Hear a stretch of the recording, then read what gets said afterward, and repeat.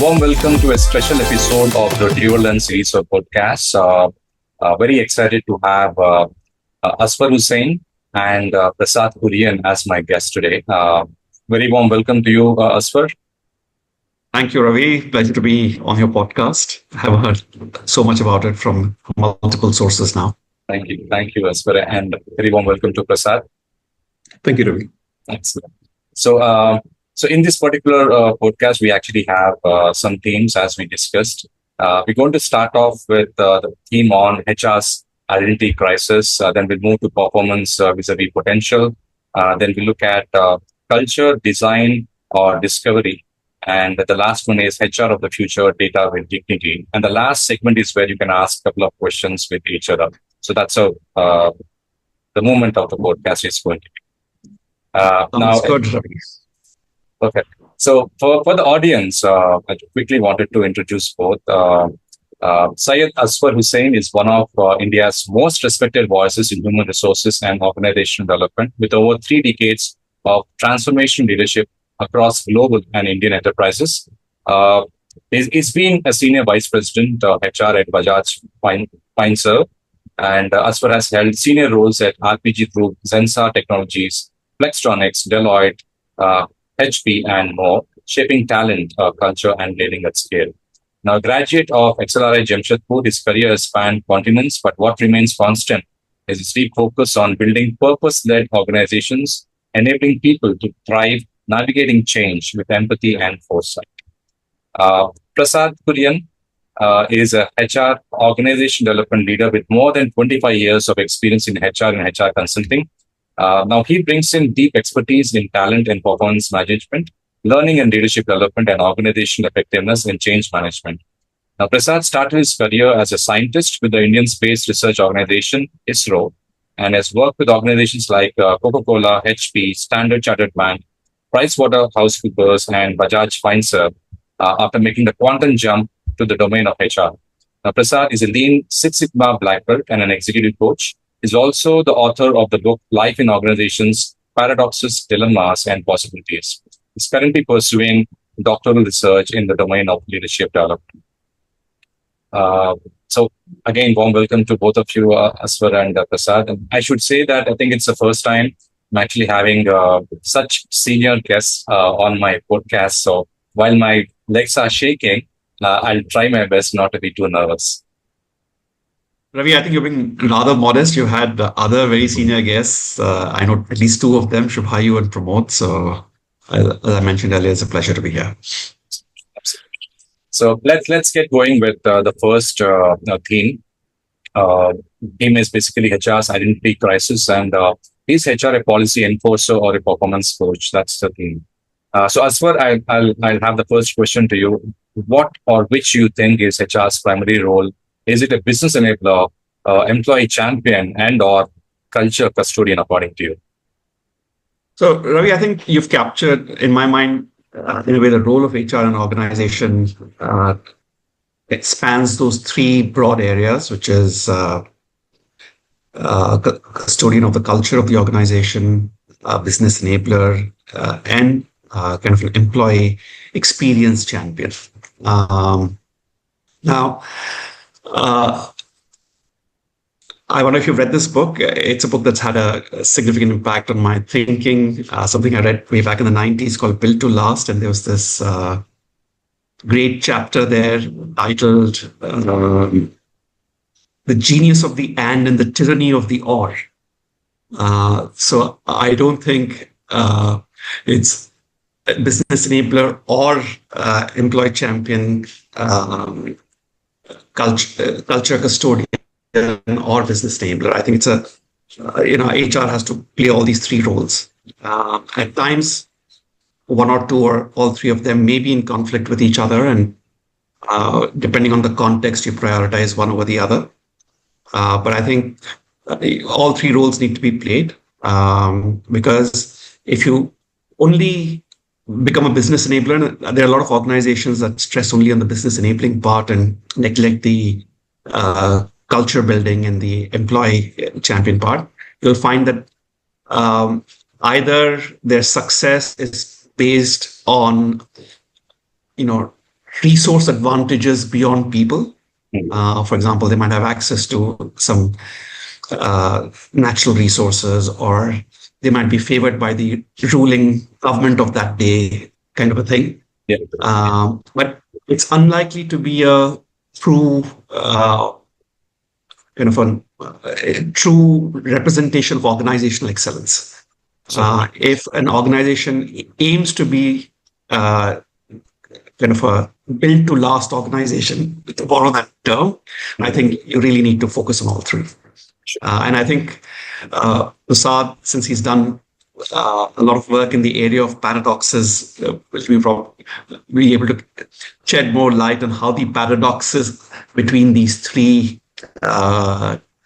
areas kind of make HR's life rather tough. So, Prasad, over to you. Thank you, Azfar. See, to me, the most important factor in organizational life is relevance. And relevance comes from value addition. And value is always defined by the customer. And customer is the person who pays for your services. And so as far as HR is concerned, HR is paid for by the organization or the business. So I would argue that being a business enabler is the primary role of HR.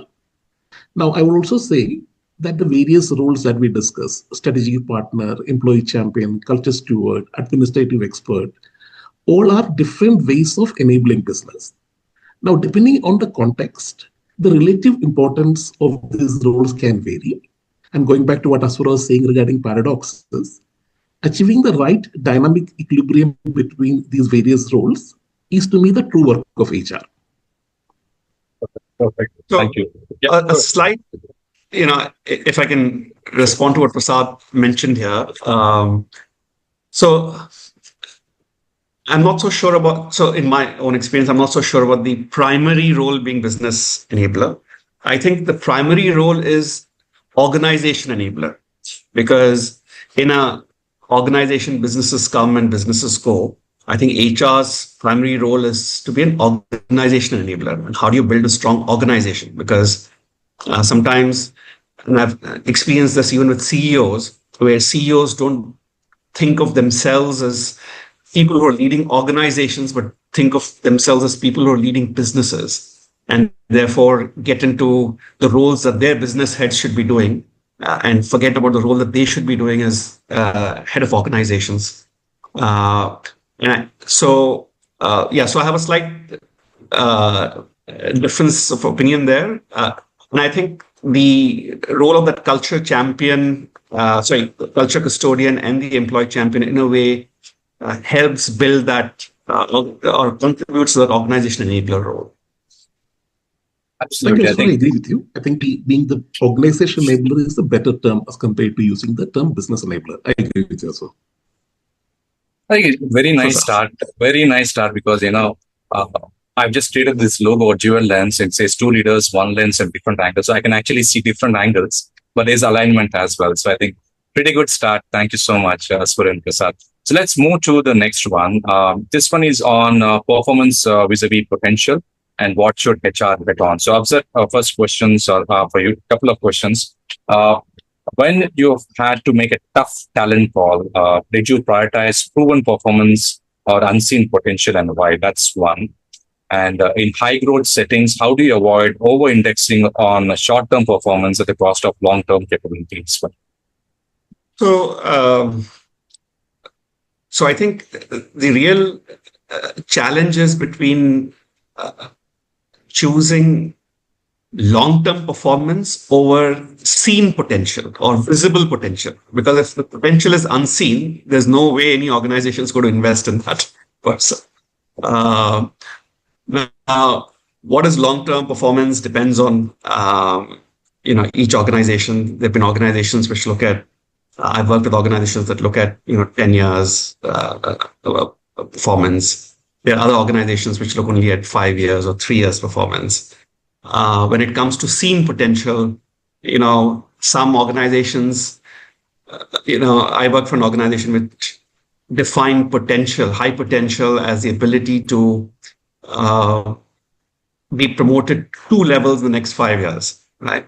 And bulk of that decision was really based on performance. So even that, the potential axis was really a proxy performance axis. I've seen other organizations that actually evaluate performance or judge performance in a more structured and a more comprehensive way. And usually, everyone's familiar with the 9 box. So usually people try and find people who do well on both axes. But if most organizations, if given a choice, will always go with proven performance over unproven potential. That's been my experience, especially if it's a very important role or if it's a role that requires immediate outcomes. If the role is a more developmental role, I think there's more appetite for organizations to look at assessed high potential, even if the performance is kind of middling. If you're low performing and assessed high potential, organizations are very wary of taking a punt. So it's usually middling performance and high potential versus high performance and middling potential. So given a choice, I'd always go with high potential and middling performance, because if the potential is high and the performance hasn't been there, it's probably because, and I've seen this many times, really because of the team that the person is in, the role the person is in, the kind of manager the person's working with. By the way, performance ratings are also, depending on how quantitatively metricized these ratings are usually also a proxy for the manager's perspective on performance. And much like beauty lying in the eye of the beholder, I found that performance also lies in the eye of the beholder. I've known cases where somebody who's assessed high performance at senior levels, high performance by one CEO changes, new CEO comes in, and the person kind of becomes medium performance or low performance, and vice versa. I'd always go with a third-party assessment of either potential versus just the manager or the manager's assessment of potential, and I'd go with more metricized, assessment of performance, which, for example, was in direct contradiction with the philosophy of a recent organization I worked with, where they didn't want any independent assessment of potential at all. They just felt that whatever manager says is good enough. It was very biased towards just having managers' subjective perspective. Perfect. Thank you. Thank you so much, Azfar. And Prasad, what signals actually help you spot hidden potential in people early on? And according to you, how can organizations build systems that don't just reward the loud performance, but nurture the quiet potential as well? Thank you, Ravi. So some of the signals that I look for, especially in young talent, are cognitive ability as reflected in creative problem solving, curiosity, learning agility, proactive attitude to go beyond what's expected, and also the ability to influence without authority. So these are some of the signals that I look for in young talent. Now, coming to your question regarding how can organizations build systems to spot and nurture potential, I would actually start by saying that performance is a necessary but not a sufficient condition for being a high potential. So one of the ways organization can spot and nurture potential, which is often neglected, is to have a clearly articulated definition of what potential is. Because it seems rather intuitive, but unless you have a clearly articulated and understood definition of what potential is, the entire thing fails. Of course, in addition to that, we also need to have processes and frameworks for assessing potential and for nurturing potential. Now, there are various frameworks like the ability, aspiration, and leadership framework, which is possibly the most popular one. Now, to locate or to spot the potential and to nurture the hidden potential, people managers have a very important role. So they should spend sufficient time in interacting with the talent and also coaching the employees. Going back to what Azfar was saying, tools like development centers, young talent programs, etc. help. The only addition I would make to what Azfar said is that potential is a little bit more nebulous as compared to performance. Well, performance measurement has its own problems. But if the potential doesn't get translated into performance over a long period of time, outside doubting whether the potential exists. So that's the only point I wanted to add. Perfect. Perfect. So just to kind of add to what Prasad said here, I think the first step is to define potential, but I think even the definition of potential, I mean, having worked with multiple organizations now, I've seen potential defined in multiple ways across organizations. So for example, in one of the organizations that Prasad and I worked for in the mid-aughties, defined potential as demonstration of business values. In another organization that I worked for, it was learning agility. Right? A third organization, as I mentioned to you, defined it as the ability to rise 2 levels in 5 years. Right? The latest organization I worked for hadn't really defined it very clearly and left it to the the discretion of the CEOs of each of the companies and so on.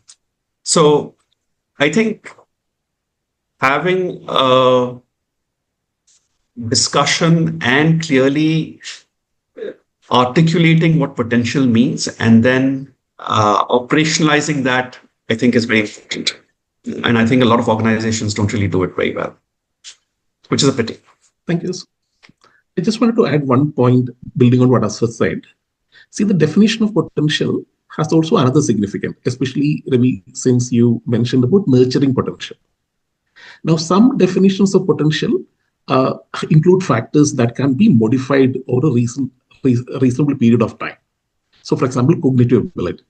So, at some level, when it comes to nurturing talent, if a potential definition is primarily based on factors that are modifiable, then of course there's a higher chance of nurturing that potential. So that is another aspect that comes in depending on your definition of potential.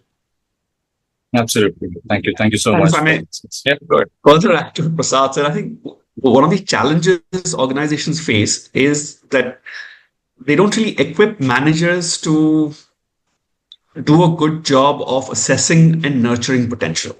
Right? You have very few organizations that actually, provide managers with the toolkits or resources to be able to do that well. So as a result, what happens is that most people managers tend to gravitate towards people like themselves, right? And then you have these mini-me's. So any mini-me is a high potential person. And this was, in fact, very apparent in the recent organization I worked for, where there was this one way a certain CEO worked or had a certain work style, and anybody who demonstrated that kind of work style was considered high potential, which I think, in a way, takes away from the richness of the variety of talent that you obviously will have in a large organization. And therefore, you're really missing out on the contribution of different kinds of top talent. Certainly. So as far if I understand, we do have textbook definitions of talent and the talent management process. And through different companies, we actually learn on the ropes. But from what I hear from both of you, I think HR is being actually influenced by the CEO in terms of how really to do all of this stuff. So I think that angle is something which I was not really aware.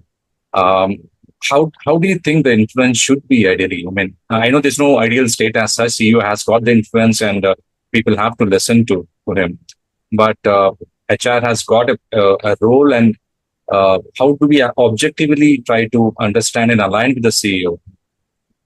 Just a question then. So this is there's a question later on where Prasad's going to ask me about my pet peeves. So, one of my pet peeves is, how CEOs look upon HR.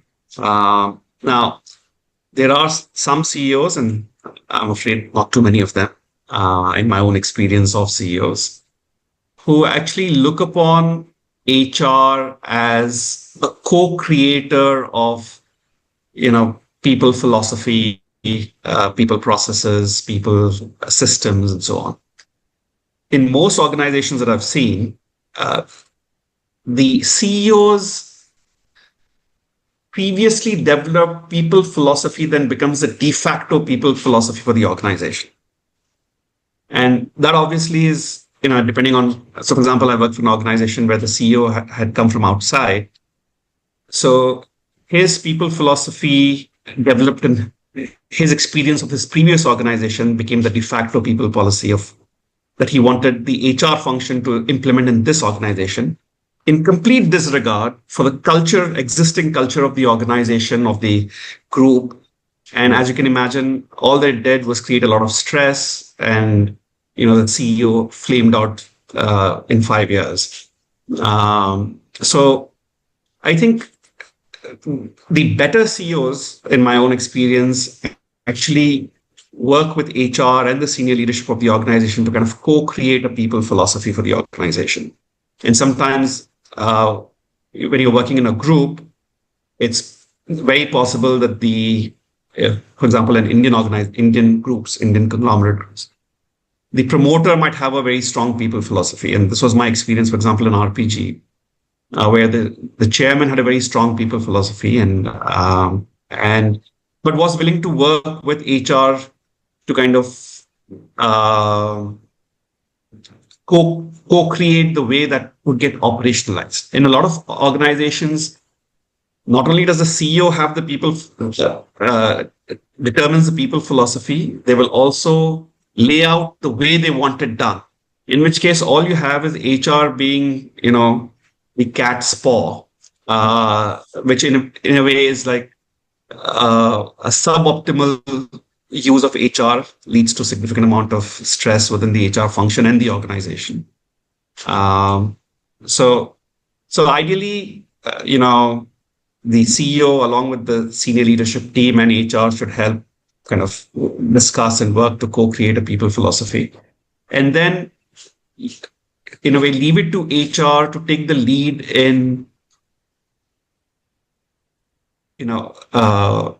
articulating how that people philosophy will get operationalized, right? And of course, it's open to discussion. Nobody is perfect. So there'll be input coming in from the CEO, the other senior leaders. Sometimes if you have a inclusive approach, you might even make it open to employees of the organization to get their inputs on how a certain people philosophy can get operationalized. My own experience is the more inclusive the process, the more transparent the process, the more successful it is. The more directive it is, the more opaque it is, the less successful it is. In building a organization of excellence. Otherwise, as I mentioned, there are a lot of organizations that do well on financial parameters because they have some advantage in some way or the other, which may not be a people advantage. So yeah, that's my initial take. Thank you, Azfar. Anything you want to add, Prasad? Yeah, I'll go back to my initial point that the customer defines what is valuable in a context. Now, as far as HR is concerned, the CEO is the primary customer. Now, employees may be the consumers of the HR services, but CEO is the customer. And at some level, CHRO reports into the CEO also in most organizations. So in that case, at some level, as a CHRO, I'm stuck with the definition of value or what is the expectation to the CEO on what HR should do. It's a given to me. Now, one of my roles is to influence that definition. Now, depending upon the level of openness and inclusion, like Azfar mentioned, it can be difficult or it can be reasonably easy. So, but it's not an easy task. So one of the things I sometimes say is that one of the roles that HR needs to play in the organization, especially when it comes to influencing CEO or the senior leadership, is that of a kind of corporate court jester where you can actually trigger things without having to offend people. So sometimes you can use humor, sometimes you can use other triggers, but sometimes, yeah, you have to use unorthodox ways to get the CEO to rethink his or her definition of quality or what value addition means from HR. But if I'm unable to do that, I'm more or less stuck with his or her definition of quality, and I need to work according to that or leave the organization. So that's what I wanted to add. So, just as an example of slightly different angle that I see things from vis-a-vis Prasad, is if one of the main purposes of the HR function is organization building, then I'm not fully convinced that CEO should be considered the primary customer. He's an important customer, no doubt, but I don't think he or she should be considered the primary customer, because once you believe that the CEO is a primary customer, then you're likely to, give inordinate or disproportionate kind of influence to the CEO in deciding the people philosophy and so on, which I think in the long term may actually be detrimental to the organization. And therefore, as I mentioned, in the example where the CEO came from outside and was trying to implement a people philosophy that he or she had developed in a completely different organization, in another organization which had a completely different culture. So, and he just set the organization back significantly, right? So I'm not fully convinced that CEO should be considered the primary customer. Obviously, the CEO needs to be influenced. He's a very important stakeholder. But yeah, and especially, it depends also on how customer focused the organization is. Now, for example, both of us worked for an organization where one of the organizations was an extremely successful organization on all financial parameters, right? And had been for the last 15, 17 years. Now, the way they had become so successful was primarily through operational excellence. Okay? They had more than a dozen culture anchors for the organization. Now imagine, they have more than a dozen culture anchors for the organization, and not one culture anchor is connected either to the customer or to the employees, right? So now, if you have that kind of a context, then if you consider the CEO to be the primary customer, then in the long run, my take is that you're setting up the organization for failure in the long run. So, I think two things. I agree with you as well. My only counter to this is that at some level, as a CHRO, you report to the CEO, and the CEO approves your budget. So at some level, unless we are able to influence that within an organization, we are more or less bound by the CEO's definition of quality. The reason why I sort of differentiated between a customer and a consumer. So at some level, the interests of those may not always be aligned, but I understand where you're coming from. So I'm in completely sync with Prasad when it comes to, the need to influence the CEO, and the CEO being a very important stakeholder. I have no quarrel on that front. Absolutely. I think I'm loving this, both of you. And the thing is, you disagree very gently, and then you align yourself towards the end. I'm loving this aspect of it. And I think one other thing which is coming very, very clearly is the fact that I think the CHRO's job is not easy. I've known him from a distance, but looking at the kind of discussions we're having, I think it's a pretty tough job out there. And it depends on the kind of good karma you have, which CEO you actually work. So Ravi, that's completely in sync with my perspective and my own experience. When I was CHRO, I had the good or misfortune of working with two different CEOs. Thoroughly enjoyed working with one of them, and found the experience of working with the other to be very stressful and frustrating. So I think it's very important that there's alignment of broad philosophy or people philosophy when it comes to the CEO and the CHRO. I think if there is a clash at that level, then I think the CEO is obviously going to be is the boss and will have the upper hand, and the CHRO will look at significant amount of psychological and physical ill health. So Thank you for being candid there. So moving on, we're looking at the third theme of culture, design, or discovery. Can we really shape culture, or do we reveal it? So, as for the question is for you, can you share a moment or moments when you realized culture was showing you its true face despite all the planned interventions? And how do you balance intentional culture building with respecting organic evolution as So, so I think both are important because one is what is, and the other is what the organization would like it to be. And I think the organization needs to be anchored in what is, and then kind of aspire to the kind of culture it would like to create over and beyond what is. So I think it's also a function of where the organization is in its own evolution. So I've worked for organizations that were very mature, which had been around for 70 years, 100 years. I worked with other organizations which are, were literally teenagers when I joined. And especially, for example, when I was working with Flex, I had a relatively longer stint there, 7 years.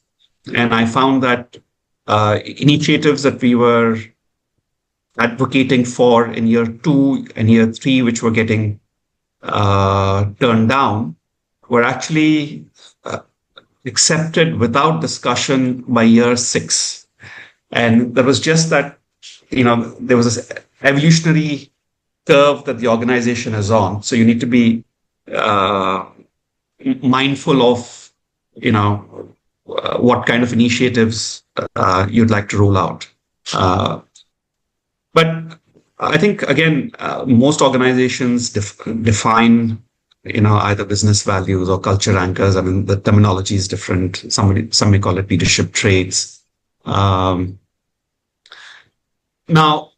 I think the best way organizations can go about, so there's a very simple 2x2, which talks about talk the talk and walk the talk. So a lot of times what happens is when organizations haven't defined their values or culture anchors or leadership traits or whatever term they use, then there's a lot of walk the talk happening, but because you are not talking the talk, people don't really identify with a certain culture. It's not, when you ask them what the culture of the organization is, they may not be able to articulate it, though they live it in some way or the other. There are other organizations which do a good job of putting up posters, sending emails, and so on, but they don't reflect those in people, processes, and practices, or in senior leadership behavior. And as a result of which, there's a lot of talk the talk, but there's not much walk the talk. And I think the organizations that really do well on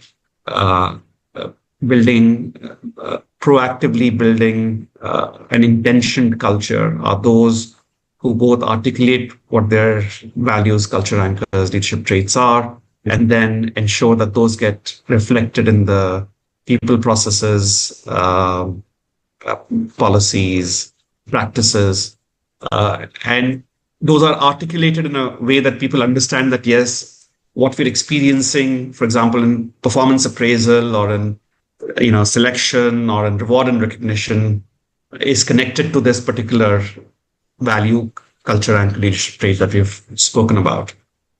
And of course, senior leadership demonstration of those is very important. Unless that is there, you're not getting anywhere with intention culture building. Prasad, any of your insights there? So specifically, I would cite a couple of things. So one of the things that sort of amuses me when it comes to leaders in organizations is that they often talk about culture importance of culture, culture change, etc. But one of the things that puzzled me is that they often underestimate the role they have played in creating existing culture, which now they want to change. And secondly, the role they have to play in terms of leading the culture change, especially when it comes to changing their own patterns of behavior, because culture is nothing but the patterns of behavior that occurs in organization. And leadership role modeling is the most important tool for driving any culture change. So I've had situations where some leaders have triggered an exercise on culture change, but refused to participate in the workshop to look at the existing culture, what's wrong with it, what needs to be changed, saying that the problem is actually with the team. You work with the team, I'm too busy to be involved in this. So at some level, being aware of the importance of culture, but underestimating the role they have played in creating the culture and also the real role they need to play in terms of shaping the culture or changing the culture is something that has amused me in my organizational life, both within organizations and as a consultant. See, the other thing So, I actually sorry, want go ahead. the culture change is that, see, often culture change efforts fail because they degenerate into boiling the ocean, kind of efforts. Because one of the things I've learned over my career is that culture change is incredibly difficult, especially this wholesale culture change, boiling the ocean kind of efforts. So one of the things I always advocate is that you have to be very clear in terms of precisely what do you want to change and why that change is required. So you have to identify precisely some behaviors which are part of a constellation of behaviors, which is creating a problem, like say hindering the strategy execution, and hence build a strong business case for changing it. Also, you have to look at when something is not happening in a particular system, why it is not happening. Sometimes things are linked to one another, and changing just one thing won't be feasible unless you change many other things. For example, if an organization wants to create a culture that is more empowered, it also needs to look at what is the delegation of authority. Does it permit more empowerment and decision making at lower levels? Secondly, is one thing to empower people, but have you built capability in them to work in a more autonomous manner? So my advice in this kind of a context is to look at any sort of culture change as an integrated change management effort. And when that is not done, culture change efforts are more likely to fail. So that's what I want to add. As far as you're saying something. I was actually going to ask you, Prasad, so Prasad's, one of the most knowledgeable people I know about in India when it comes to change management. And I think one of the challenges I've seen with organizations is that they completely underestimate the importance of deliberate, proactive change management. What they do is, for example, when it comes to say culture change, they'll say, "We need to do this. How you do it? You figure out," kind of a thing, right? And that's a recipe for disaster. So I had again, one of the CEOs I worked with would say, "You guys aren't taking ambitious targets, right? So I'll take the target for you. How you achieve that is, you're being paid for it. You figure it out." So as you can imagine, those targets were never achieved. So I think, Prasad, do you want to share a little more about your own experience about how organizations go about change management? Yeah, I agree with you, Azfar, because I think the leaders recognize the need for change, but they often underestimate how much work is required and the role they need to play in that. So the easiest thing is to send the teams down the line to culture change workshops, saying that, okay, they need to embody or role model the new culture. But often there are things at a more upstream level, at the level of structure, processes, which actually prevent this new behavior from taking root. Now, it's more difficult to address those kind of issues and sometimes more inconvenient to address those kind of issues. So sending people down the line to sort of culture workshops is the easier thing to do. So, which is unfortunately the case, because to me, one of my key learnings related to culture is that culture change is incredibly difficult. And some level, it's also not something that can be algorithmically done. I myself say that we need to have an integrated change management approach, but often it doesn't work in a straight line manner because a lot of things evolve, a lot of things are connected to one another. So we need to build in that flexibility in the culture change effort. But I fully agree with Asfa. Culture change is often discussed as if it's so easy. We can set a target for the culture and it will change, but it doesn't happen like that. So, two examples that come to mind are, a lot of the organizations nowadays, or three things that, organizations widely seem to value now is innovation. So you'll have a lot of organizations saying that we need to become more innovative. And then, of course, learning agility is a new thing nowadays. So we want our organization to be agile, right? And third is empowered. So you want our organization to be empowered. But the way a lot of so you'll say, yes, we want innovation, but don't ask me to be innovative, right? We want empowerment in the organization, but don't ask me to empower you. I will tell you what needs to be done, right? Or when it comes to learning agility, I am fixed in my beliefs. I will not change, but all of you need to change. So that's the, I think challenge that organizations have to deal with, is as a result of which these three, and there are many more like that, values never really get embedded in the culture of the organization. Or, as I mentioned, we want a customer-focused organization, but I will not really have customer as any part of my culture anchors, or I will not assess, how we are capturing the voice of the customer in any way or shape or form. But I want the organization to be culture-focused. So yeah, it's.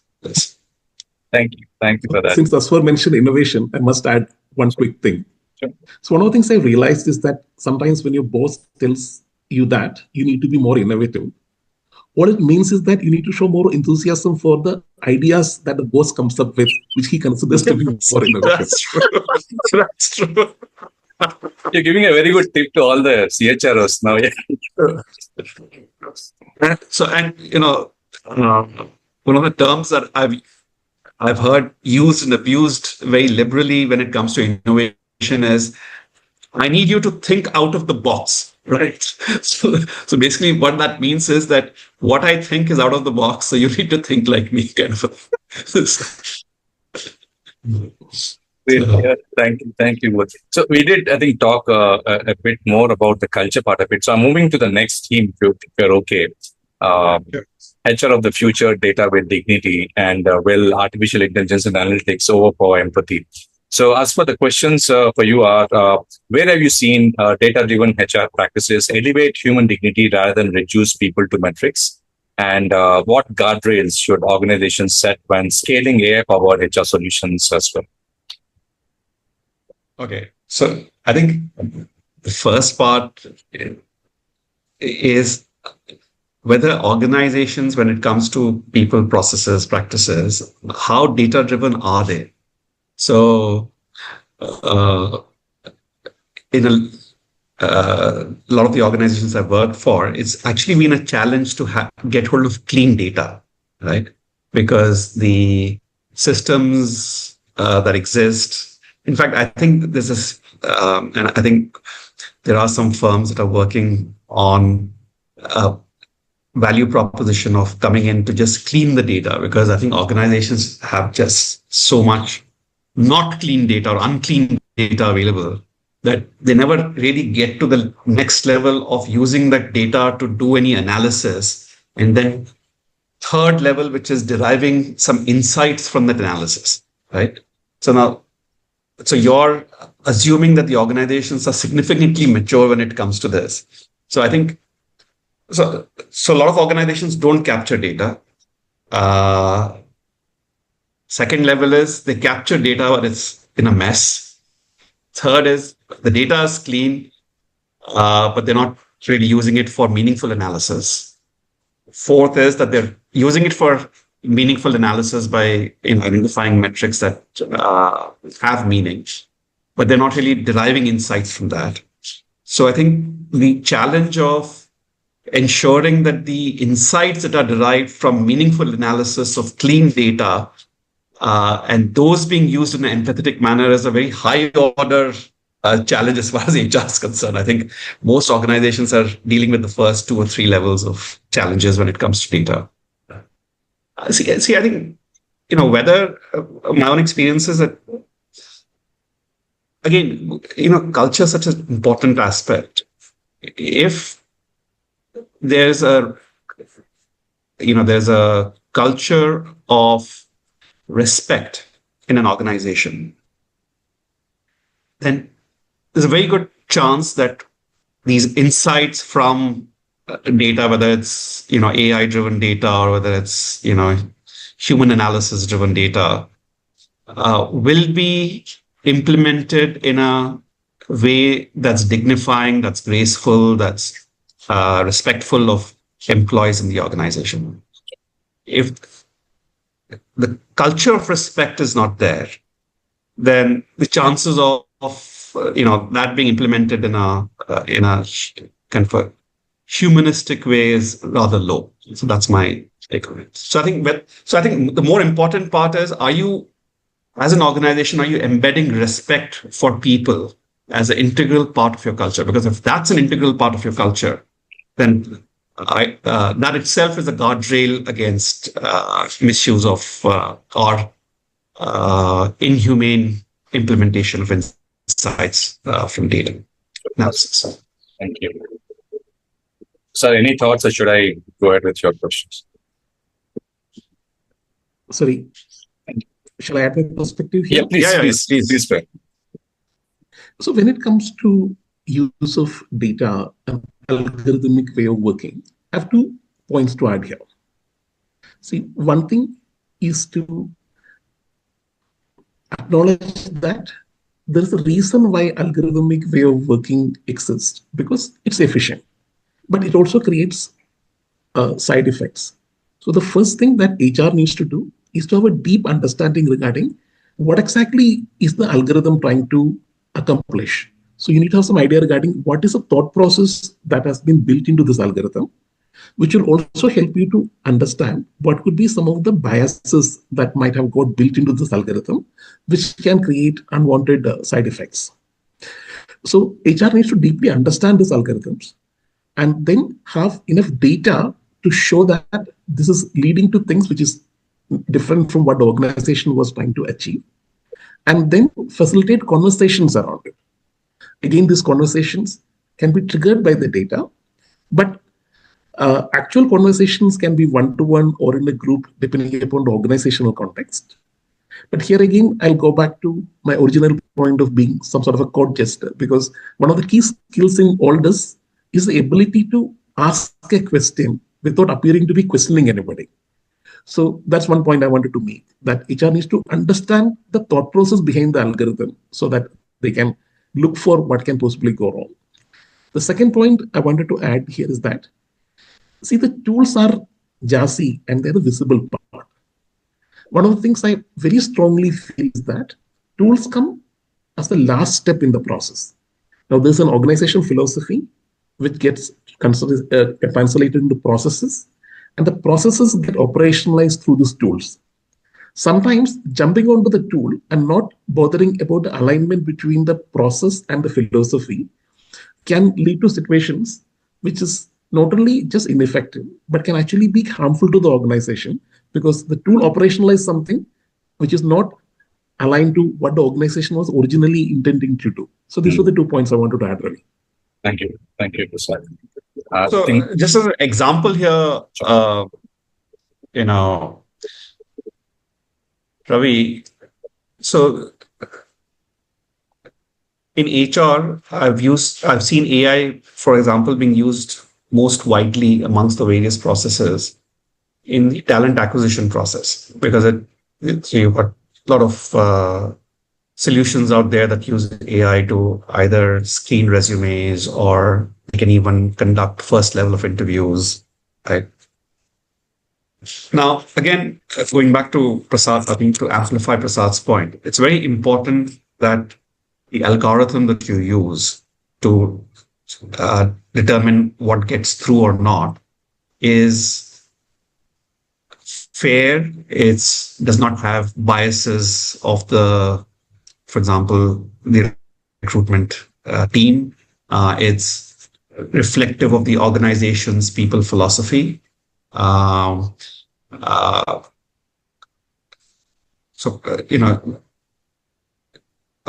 again, from one of my organizations that I worked for previously, when we were hiring people for international operations, there was this bias towards hiring people of Indian origin. So it was an Indian organization, but there was a bias because people managers seem more comfortable, managing people of Indian origin, right?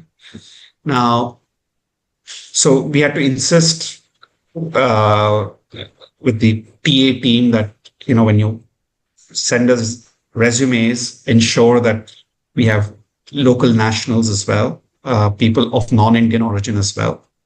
And then, of course, we'll interview them and then take a call. But now, are those biases creeping in to your algorithm? And therefore, are you in any way, or even, for example, in India,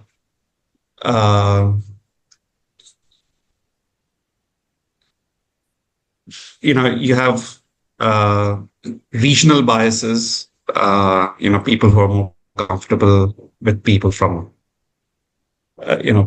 people who speak their language. It could be similar culture, whatever it is. So how do you ensure that those biases don't creep into your algorithms?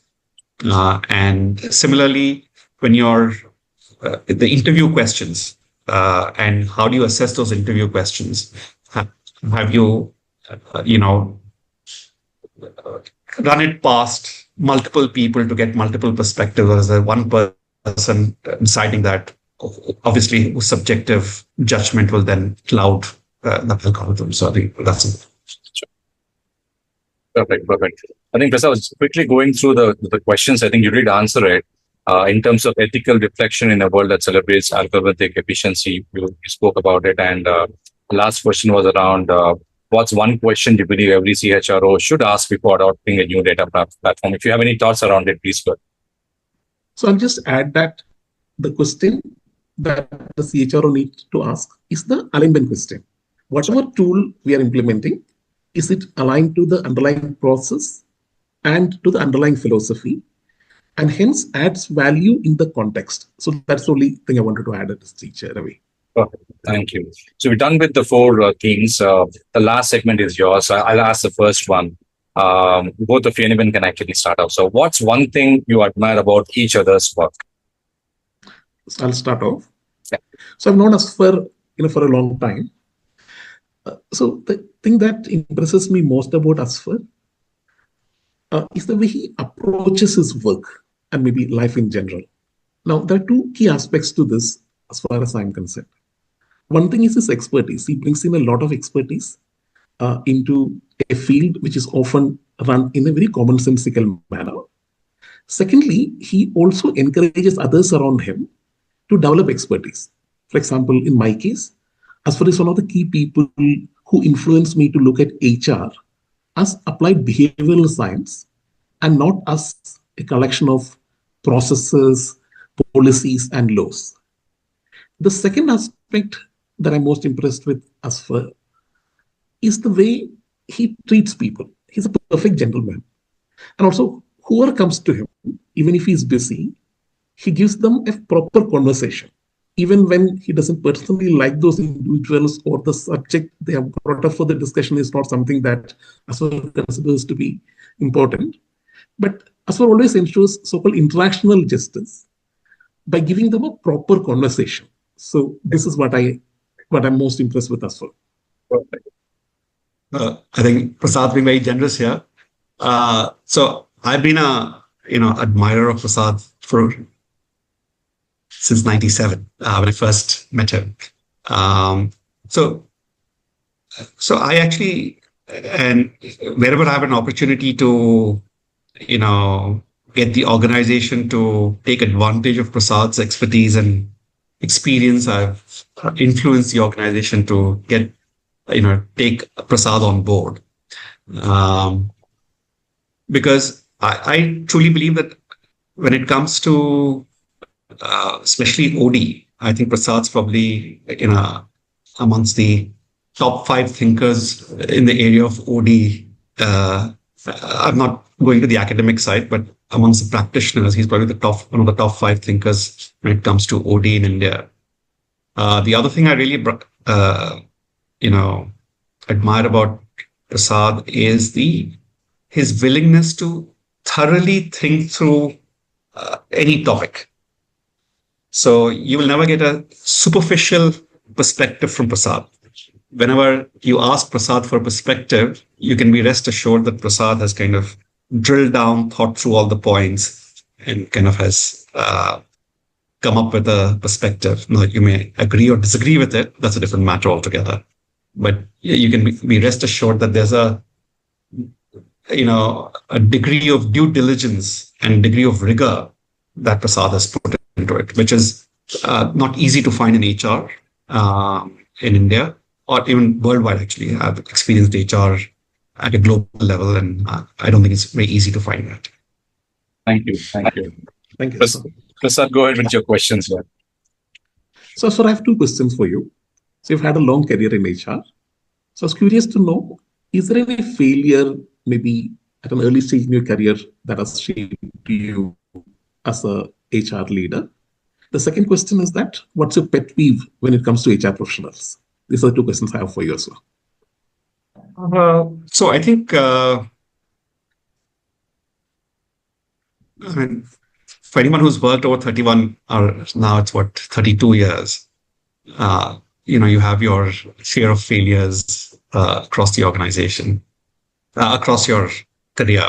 And I think one of them was when I first became a people manager at HP. I think I didn't do a very good job of,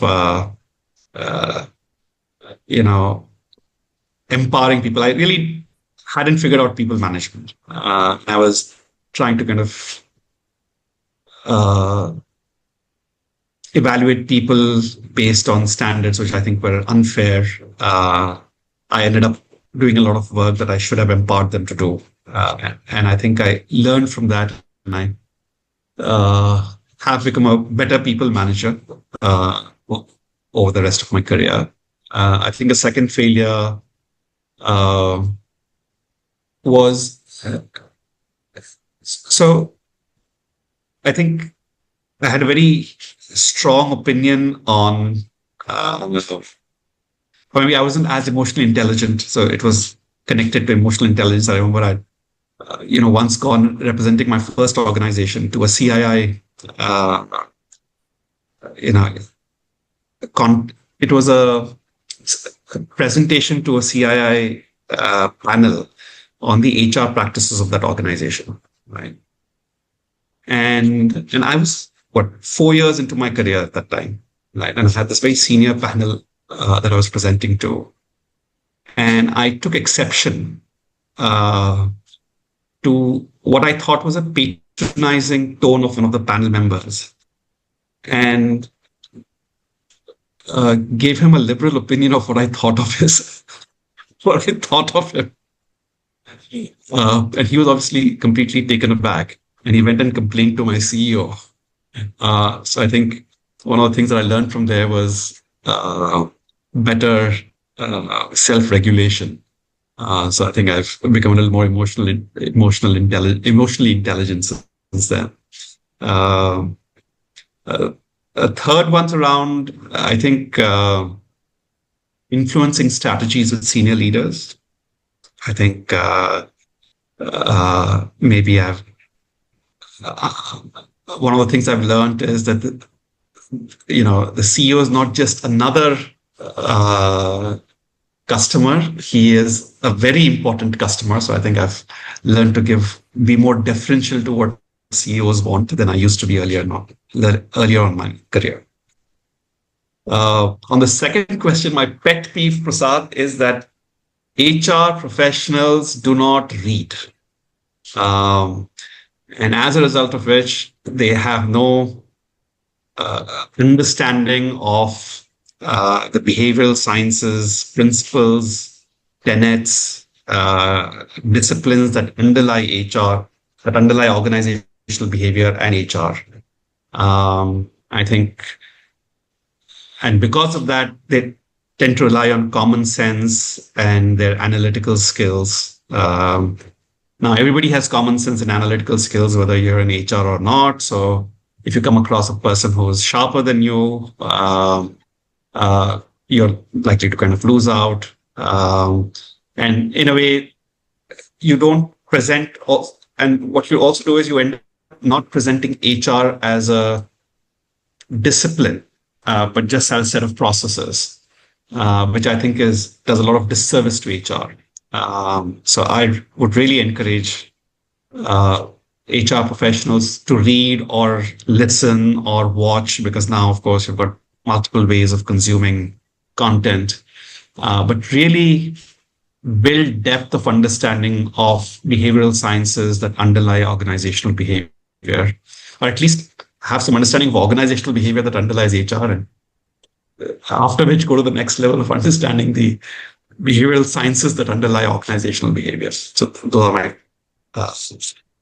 two. Perfect. Thank you. So my question to you, Prasad, is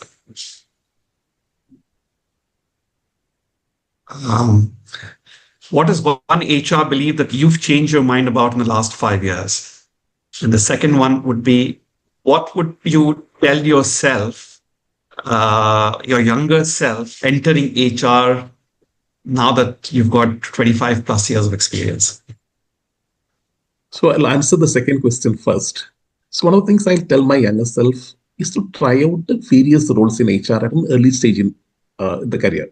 For example, sales HR, factory HR, HR shared service, different COE functions in HR, maybe even HR consulting. So if you do that at an early stage in your career, one, the failure is less risky, and also you have more flexibility at an earlier stage in the career. Secondly, even if you become an HR generalist, you'll be able to provide better guidance to all these various functions. Or even if you become a specialist, you have been at the receiving end of various specialist functions, and hence you're able to collaborate better and add more value. So that's the advice I'll give my younger self. Now, coming back to your question related to one key belief that has undergone a change in myself. So I would actually say it is regarding the degree of rationality I assume in organizational decision making. So one of the things I've come to realize is that assuming too much rationality on the part of organizations and the organization decision making is quite risky endeavor. In a way, it also explains something that puzzled me at an earlier stage in my career. So I started my career in HR consulting, and one of the things that has sort of puzzled me at that stage was that it was so easy to walk into any organization and identify n number of areas of improvement. So the question was that the HR head is from the same institute with 25 more years of experience, and I have no reason to believe that I'm any smarter than him or her. But why is he not able to identify and address these issues? So at that time, I thought it's because I'm an external consultant. I bring in learnings from multiple client perspectives, specialized diagnostic tools, etc. But now I have a totally different hypothesis. What I've come to realize is that organizations are not optimized for efficiency or effectiveness. They're optimized for the convenience of the people who run them. So assuming too much rationality is something that has changed in me, or if I were to put it in more philosophical terms, I sort of moved away from a positivist, objectivist kind of a paradigm to a more constructivist or even pragmatist kind of a paradigm. Because as an objectivist, I would have assumed one or single organization reality. Now, I believe in multiple organization reality, and also that these organization realities are socially constructed and constantly evolving. So that is one change that has happened to me of late as well. Great. So I think I see that you've also been influenced by the work of behavioral economists who have also, talked about the role that irrationality plays or the lack of rationality plays in decision making. So yeah, I can see that. Thank you. Thank you. Perfect. Thank you so much. I very really enjoyed this particular conversation. It didn't really appear to be a kind of an interview. So just to summarize, we had Asfar and Prasad, and we actually explored some unspoken dilemmas in the world of people leadership, and four powerful themes that we touched upon: HR's identity crisis, are we enforcers of policy or champions of performance? Performance vis-a-vis potential, what should HR really bet on, especially in high growth environments? We touched upon those. Culture designed or discovered, and how much of culture is shaped, how much is simply revealed over time.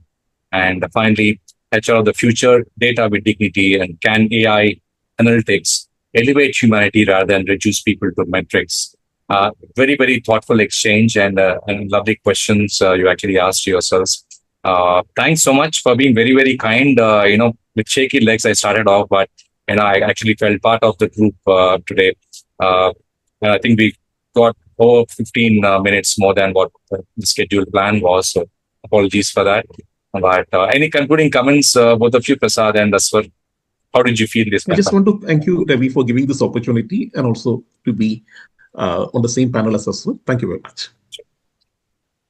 Prasad's been very kind again. No, it's been a pleasure to have this conversation. And Ravi, I'd like to compliment you for how effortlessly you moderated this entire conversation. And obviously, you've done your homework well. So thank you for giving the opportunity to be on this forum and platform. And hopefully, people find it meaningful.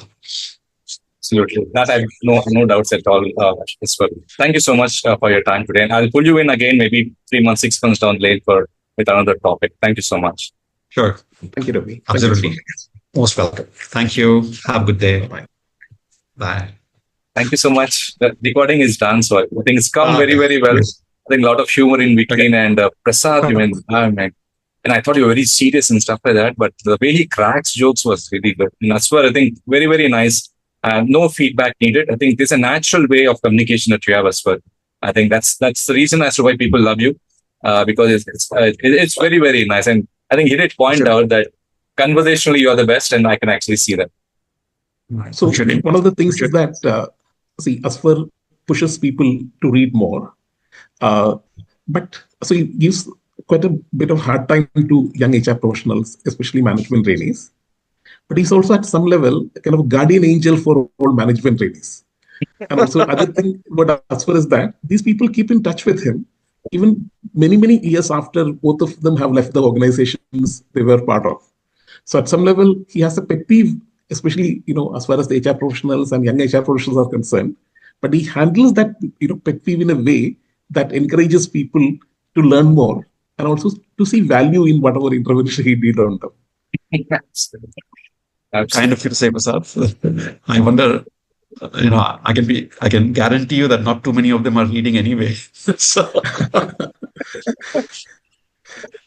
by the way, it was, I discovered by accident that it was Poonam's birthday yesterday.